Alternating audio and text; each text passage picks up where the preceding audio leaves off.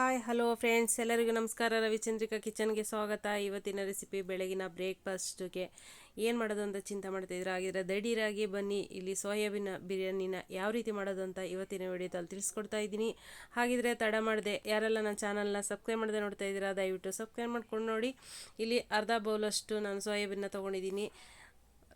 ಬಾಸ್ಮತಿ ರೈಸ್ನ ತೊಗೊಂಡಿದ್ದೀನಿ. ಟೊಮೆಟೊ ಮತ್ತು 2 ಈರುಳ್ಳಿನ ಚಿಕ್ಕ ಚಿಕ್ಕ ಸ್ಲೈಸಾಗಿ ಕಟ್ ಮಾಡ್ಕೊಂಡಿದ್ದೀನಿ. ಜೀರಿಗೆ, ಸೋಂಪು, ಕಸೂರಿ ಮೆಂತಿ, ಪಲಾವ್ ಎಲೆ, ಸ್ಟಾರ್ ಮೊಗ್ಗು ಎಲ್ಲ ತೊಗೊಂಡಿದ್ದೀನಿ. ಶುಂಠಿ, ಬೆಳ್ಳುಳ್ಳಿ, ಹಸಿಮೆಣ್ಸಿನ್ಕಾಯಿ, ಕೊತ್ತಂಬರಿ, ಪುದೀನ ಸೊಪ್ಪನ್ನ ತೊಗೊಂಡಿದ್ದೀನಿ. ಇಲ್ಲಿ ಒಂದು ಆಲೂಗೆಡ್ಡೆನ ದಪ್ಪ ದಪ್ಪ ಕಟ್ ಮಾಡ್ಕೊಂಡಿದ್ದೀನಿ. ಸ್ವಲ್ಪ ಕಾರ್ನ್ ತೊಗೊಂಡಿದ್ದೀನಿ, ಅದ್ರ ಜೊತೆಗೆ ಬಟಾಣಿ, ಇಲ್ಲಿ ಬಿರಿಯಾನಿ ಮಸಾಲ, ಸ್ವಲ್ಪ ಗರಂ ಮಸಾಲ ಜೊತೆಗೆ ತೊಗೊಂಡಿದ್ದೀನಿ. ಇವಾಗ ಇದನ್ನು ಶುಂಠಿ, ಬೆಳ್ಳುಳ್ಳಿ, ಹಸಿಮೆಣ್ಸಿನ್ಕಾಯಿನ ಹಾಕ್ಕೊಂಡು ಸೊಪ್ಪು, ಕೊತ್ತಂಬರಿ ಸೊಪ್ಪು, ಪುದೀನ ಹಾಕ್ಕೊಂಡು ಗ್ರೈಂಡ್ ಮಾಡ್ಕೊಳ್ಳೋಣ. ಈರುಳ್ಳಿನ ಹಂಗೆ ಸೈಜ್ಲಾಗಿ ಹಚ್ಚಿಟ್ಕೊಂಡಿರೋದನ್ನು ಒಗ್ಗರಣೆಗೆ ಹಾಕ್ಕೊಳ್ಳೋಣ.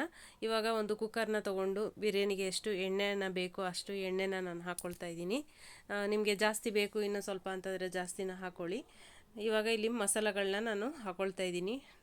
ಡ್ರೈ ಮಸಾಲೆಗಳನ್ನ ಎಲ್ಲ ಪಲಾವ್ ಎಲೆ ಎಲ್ಲನೂ ಕೂಡ ಹಾಕ್ಕೊಂಡು ಸ್ವಲ್ಪ ಫ್ರೈ ಮಾಡ್ಕೊಳ್ಳೋಣ.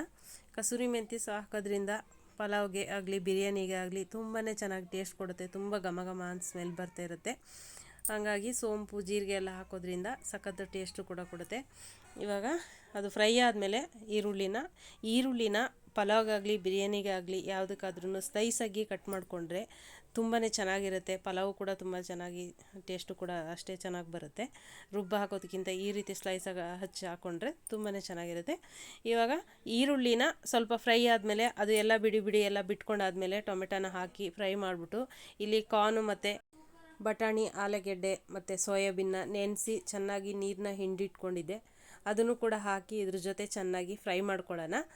ಸೋಯಾಬೀನು ನಾವು ಚಿಕನ್, ಮಟನ್ ಯಾವ ರೀತಿ ಫ್ರೈ ಮಾಡ್ತೀವೋ ಅದೇ ರೀತಿ ಇದು ಕೂಡ ಚೆನ್ನಾಗಿ ಎಣ್ಣೆಯಲ್ಲಿ ಫ್ರೈ ಆಗಬೇಕು.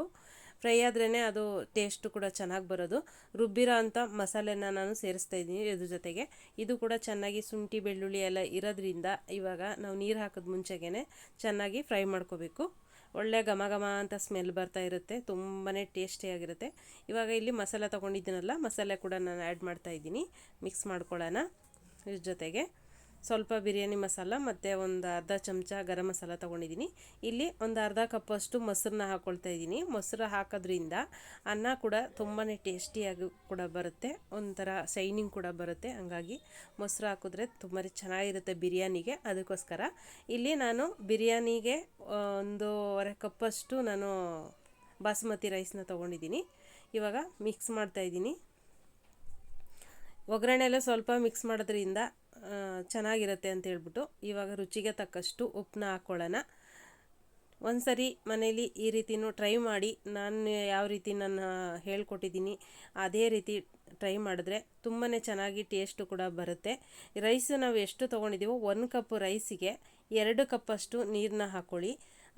ಚೆನ್ನಾಗಿ ಕರೆಕ್ಟಾಗಿ ಬರುತ್ತೆ.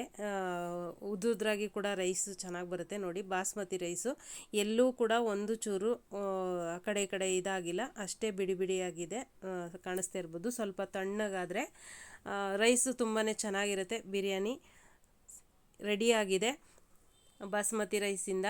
ಬಾಸುಮತಿ ರೈಸಲ್ಲಿ ಕೆಲವರು ಹಂಗೇ ಬೇಯಿಸಿ ಮಾಡ್ತಾರೆ. ಕುಕ್ಕರಲ್ಲಿ ಹಾಕೋದ್ರಿಂದನೂ ಏನು ತೊಂದರೆ ಆಗಿಲ್ಲ, ಅಷ್ಟೇ ಚೆನ್ನಾಗಿ ಬಂದಿದೆ. ಸೋಯಾಬೀನ್ ಬಿರಿಯಾನಿ ರೆಡಿಯಾಗಿದೆ. ನೀವು ಕೂಡ ಮನೇಲಿ ಒಂದು ಸತಿ ಟ್ರೈ ಮಾಡಿ, ಸಖತ್ತಾಗಿರುತ್ತೆ, ಸೂಪರಾಗಿರುತ್ತೆ. ಬೆಳಗಿನ ಬ್ರೇಕ್ಫಾಸ್ಟ್ ರೆಡಿಯಾಗಿದೆ. Thank you friends, bye.